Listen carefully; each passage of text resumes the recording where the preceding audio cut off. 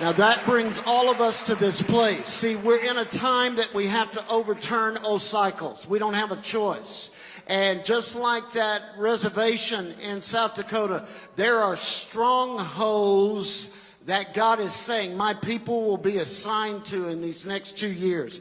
They will stand on the height of the hardest places, and they will say, you now will crumble under our feet. The Lord says this movement is going to take a turn that will begin to change the course of this land. For you have recovered a land, but now you're going to transform it, saith the Lord. So get ready, for this movement will even take a turn. And you will have the energy to turn into this movement and move with it. So you must keep, this is a word God keeps saying to me, religious complacency off of you. You cannot say, we know that. We've done that. The Lord says no complacency this season. You're going to be called up. You're on assignment. You've been brought in here on assignment.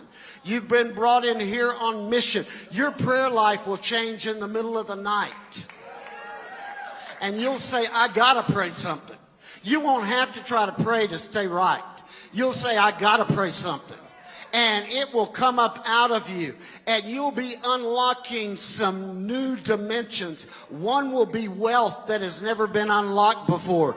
And you'll start moving in it in a way that you haven't. Because this intercessory movement that God is calling now unlocks and establishes the apostolic strength of the church for the future. So not only is it led apostolically, it is a movement that will cause the gaps of this land to be addressed.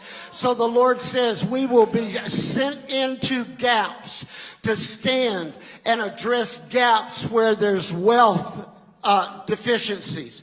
We'll address gaps where religion has trumped kingdom. We will start addressing gaps where bloodshed has happened and no longer it will be able to rule. I say to you, you are moving in a new dimension. So what I see for us is we must have faith rising up in us. A new dimension of faith. Some sort of faith element. Faith comes by hearing, hearing by the word of the Lord. And we're going to start hearing his voice. He's going to tell you simple things, just like bringing that oil. All that does is loose faith. Only God could have it prophesied and have the oil waiting to anoint for the movement ahead. Because Judah must go first.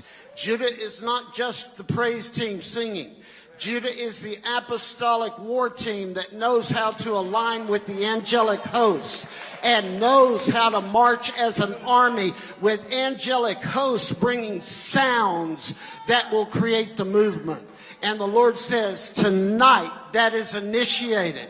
I have given you a sign, just as I sent Samuel to David to give a sign that it was time for a nation to change. I say I've given you a sign tonight that has now happened. And Judah will rise up and be heard through my people. And this will be known as the Judah movement that changed the course of an entire nation and affected 153 other nations throughout the earth. I say this is beginning to happen now. Let's thank God for that.